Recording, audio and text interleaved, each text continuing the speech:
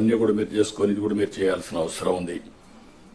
ఇవి కాకుండా ఈరోజు మీరు ఎవ్రీ డిస్ట్రిక్ట్ కలెక్టర్ మీరు గుర్తుపెట్టుకోవాల్సింది, ఇప్పుడు అరకు కాఫీ చూశారు, one of the best brand. Small idea, ఇప్పుడు పుట్టింది కాదు, 2.5 decades ముందు ప్రారంభించాం. అరకు కాఫీని ప్రమోట్ చేయాలనుకున్నాం.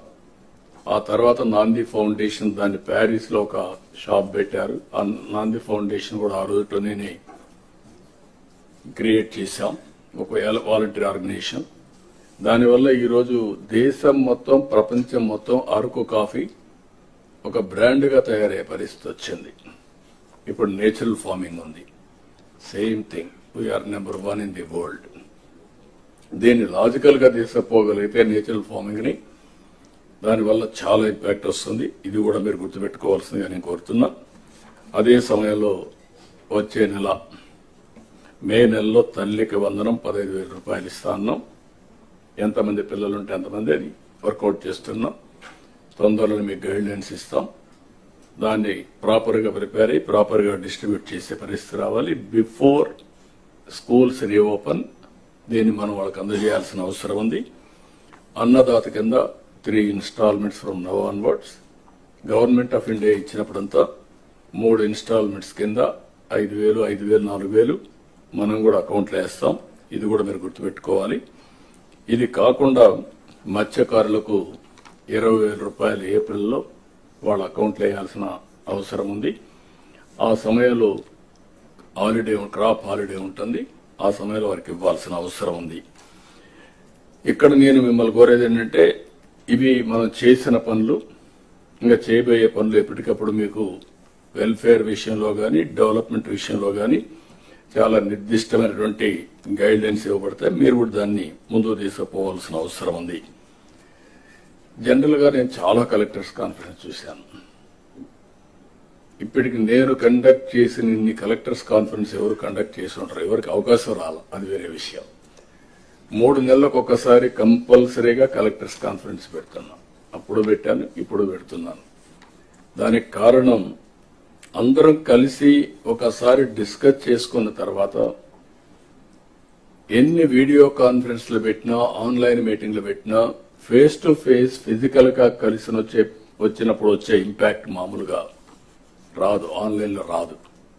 అందుకని మనం కూర్చొని 2 రోజులు సమీక్ష చేసుకుంటున్నాం. ఇక్కడ కూర్చున్నప్పుడు లాస్ట్ 3 కాన్ఫరెన్స్ అయిన తర్వాత నాకు కూడా కొన్ని ఆలోచనలు వస్తే, ఏదో రాత్రి 11, 12 వరకు స్లాగ్ గోయింగ్ ఆన్ డిస్కషన్, మీరేదో చెప్తా ఉండడం, మీరు నన్ను ఇంప్రెస్ చేయాలని మీ ప్రయత్నం, లేకపోతే నేను కూడా మిమ్మల్ని డిస్ప్లే చేయకూడదు నా ఆలోచన.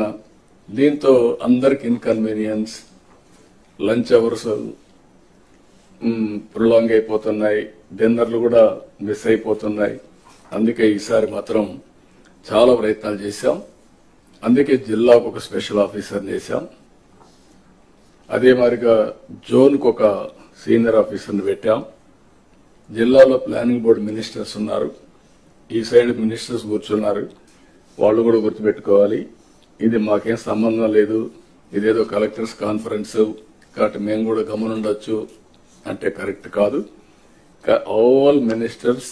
అందుకనే ఆ జిల్లాలో మంత్రులుంటే కొన్ని సమస్యలు వస్తాయనే ఉద్దేశంతో, రాజకీయ సమస్యలు రాకూడదనే ఉద్దేశంతో ఇంపార్షియల్ గా పనిచేయడానికి వేరే జిల్లా నుంచి ప్లానింగ్ బోర్డు చైర్మన్ వేశాం.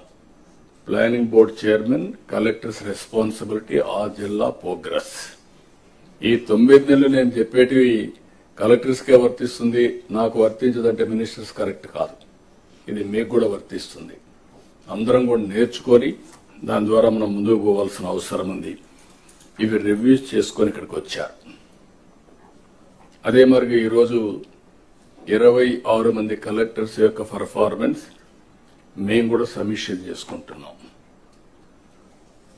ఈ విషయంలో మీ అందరికీ ఒక క్లారిటీ ఉండాల్సిన అవసరం ఉంది.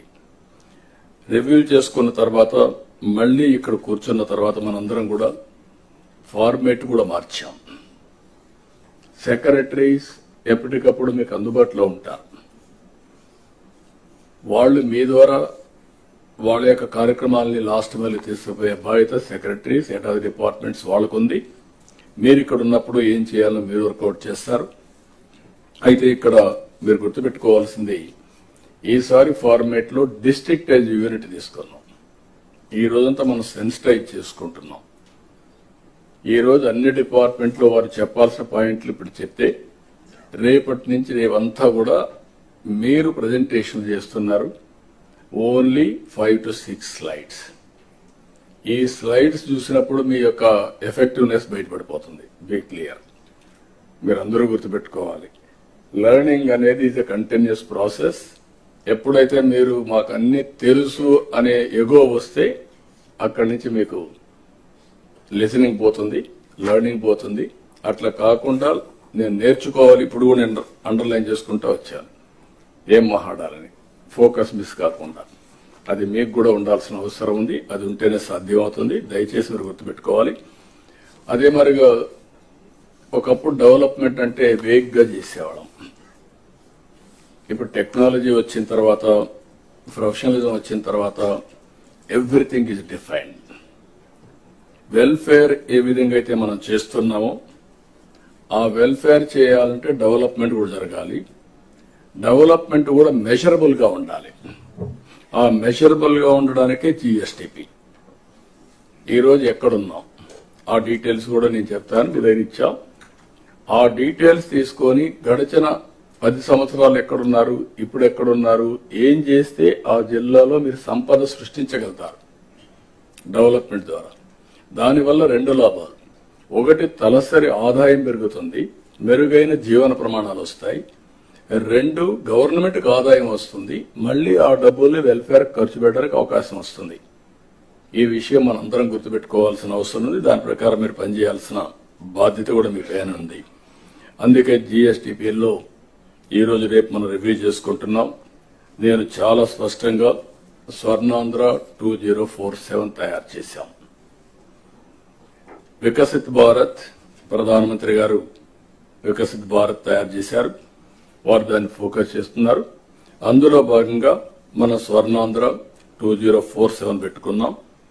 ఇది సక్సెస్ కావాలంటే ఇంకా కొంచెం మీకు మోర్ ఎంఫటిక్ గా తీసుకుపోవడానికి 10 ప్రిన్సిపల్స్ పెట్టాం. ఆ 10 ప్రిన్సిపల్స్ అన్ని జిల్లాల్లో అన్ని కూడా అవసరం ఉంటాయి. కొన్ని జిల్లాలు ఎక్కువ అవసరం ఉంటాయి, కొన్ని జిల్లాలు తక్కువ ఉంటాయి. బట్ ఆ 10 ప్రిన్సిపల్స్ ద్వారా మీరు కరెక్ట్ గా ప్లాన్ చేసుకుంటే అనుకున్న ప్రోగ్రెస్ జరిగే పరిస్థితి వస్తుంది. విజన్ అనేది ఒక డైరెక్షన్. ఈ విషయం అందరూ గుర్తుపెట్టుకోవాలి. విజన్ లేకుండా ఏదో చేస్తున్నామంటే కాలక్షేపం అవుతుంది. ఒక ఫోకస్ అప్రోచ్ రావాలంటే క్లారిటీతో మనం పనిచేయగలిగితే ఇది సాధించే శక్తి వస్తుంది కూడా నేను మీకు తెలియజేస్తున్నా. ఇక్కడి నుంచి డిస్ట్రిక్ట్ విజన్ ప్లాన్ తయారు కావాలి. మీరు తయారు చేసుకొని వచ్చారు. అదే మరి మండలం తయారు చేసుకోవాలి. ఇవి కాకుండా ప్రతి ఒక్క సచివాలయం కూడా విజన్ తయారు చేసుకుంటాం. అదే మరి పంచాయతీ వార్డుల్లో ప్రజాప్రతినిధులు కూడా వాళ్ళు కూడా ఫాలో అప్ చేసుకుంటారు. మనం మాత్రం ఈ 3 లెవెల్లో లాస్ట్ మైల్ వరకు ఈ విజన్ డాక్యుమెంట్ లాస్ట్ మైల్ తీసుకెళ్తాం. 175 నియోజకవర్గాలకి 175 అంటే state, district, constituency, then will go to సచివాలయం. మండలం కూడా ఉంటుంది, సచివాలయం వరకు వెళ్తాం. ఇక్కడికి వచ్చినప్పుడు దీనికి కూడా ఒక క్లారిటీ ఇచ్చాం. డిస్ట్రిక్ట్ లో district chairman, planning board is the chairman of the meeting vision document కి. Collectors vice chairman, executive vice chairman. So అన్ని పవర్స్ మీకు ఉంటాయి కాబట్టి మీరు ఎగ్జిక్యూట్ చేస్తారు. కన్సర్న్ ఆ జిల్లాకు ఒక్కొక్క ఎంపీని ఉంటాడు కాబట్టి ఎంపీని కూడా వైస్ చైర్మన్ గా పెట్టాం.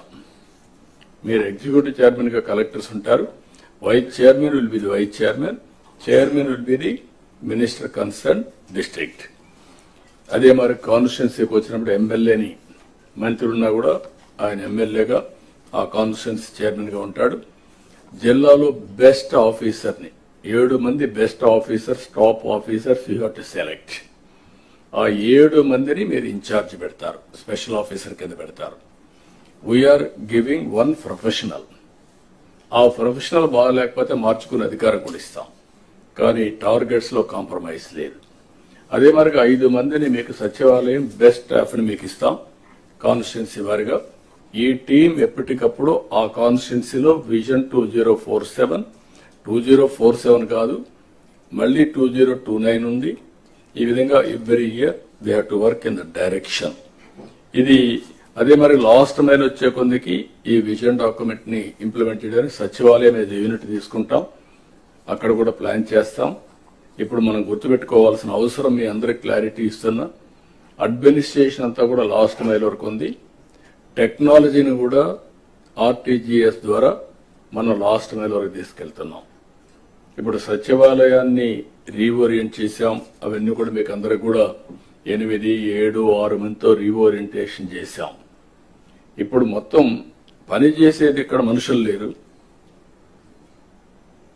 ఎవరైతే అవసరం ఉంది అక్కడ మనుషులు ఉన్నారు. డిపార్ట్మెంట్స్ కూడా over a period of time మనకంత అగ్రికల్చర్ అంటే జ్ఞాపకం వచ్చేది వ్యవసాయం. ఇప్పుడు అగ్రికల్చర్ లో వ్యవసాయం ఉంది చాలా తక్కువ పాత్ర అయిపోయింది. వ్యవసాయంలో ప్రధానంగా అక్వాకల్చర్, హార్టికల్చర్, లైవ్ స్టాక్ ఎక్కువ వచ్చేసే పరిస్థితి వచ్చింది. కానీ మొత్తం traditional department, parent department agriculture కాబట్టి మనుషులంతా అగ్రికల్చర్ లో ఉండే పరిస్థితికి వస్తున్నారు. కొన్ని డిపార్ట్మెంట్లో 2% అగ్రికల్చర్, 40% ఉంటే చిత్తూరులో మనం చూసినప్పుడు చూసి అనిపించింది 3%, 3-4% అగ్రికల్చర్ ఉంది. మిగిలినటువంటి 17-18% horticulture and also live stock ఉండే పరిస్థితికి వచ్చారు. దీన్ని కూడా రీఓరియంటేషన్ చేయాలి. అందుకే మేము కూడా హెచ్ఆర్ ని మొత్తం చేస్తున్నాం. టెక్నాలజీని కూడా అడాప్ట్ చేసుకుని ఏ విధంగా ముందుకు పోవాలో మనం ముందుకు పోవాల్సిన అవసరం ఉంది. ఈ ఇయర్ బడ్జెట్ 3,22,000 బడ్జెట్ పెట్టుకున్నాం. అదే సమయంలో మీరు గుర్తుపెట్టుకోవాల్సింది, ఇది మన చేతుల్లో ఉంటుంది. ఇక్కడ అందరం కూడా గుర్తుపెట్టుకోవాల్సిన అవసరం ఉంది. ఒక చిన్న ఎగ్జాంపుల్ ఇస్తున్నాం. నార్మల్ గా మన గ్రో అయితే, నేను ఎప్పుడెప్పుడు చెప్తున్నా, మళ్ళీ మీకు మీ మైండ్ లో రిజిస్టర్ కావాలి. ఇది 7.5% మన గ్రోత్ రేట్ ఇప్పటి నుంచి కానీ చేస్తే 2047 కి 10,384,000 ఇన్కమ్ పర్ క్యాపిటల్ వస్తుంది. అదే కానీ 15% గ్రోత్ వస్తే 45,787 రూపీస్ వస్తుంది. డబల్ ది గ్రోత్ అయితే 4.5 times పెరుగుతా ఉంది.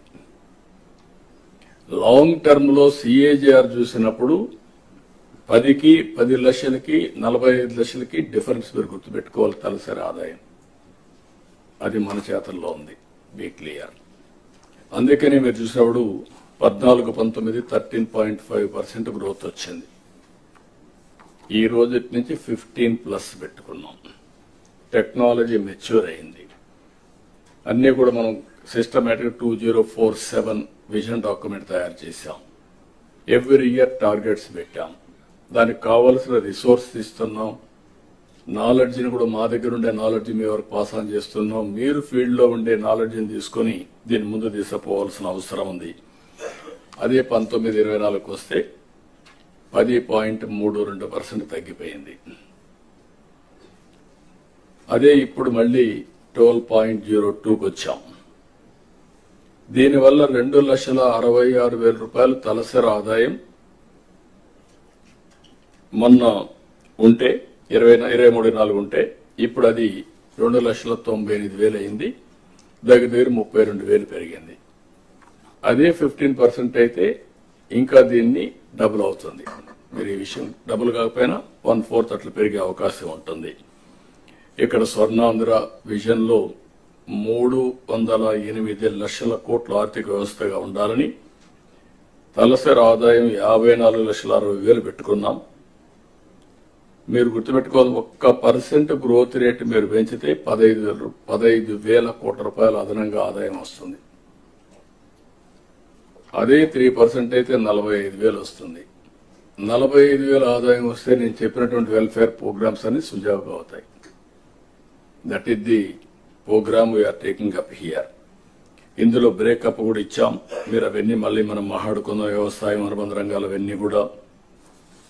అదే సమయంలో స్టిల్ అగ్రికల్చర్ మీద ఫోకస్ ఎక్కువ చేయాల్సిన అవసరం ఉంది.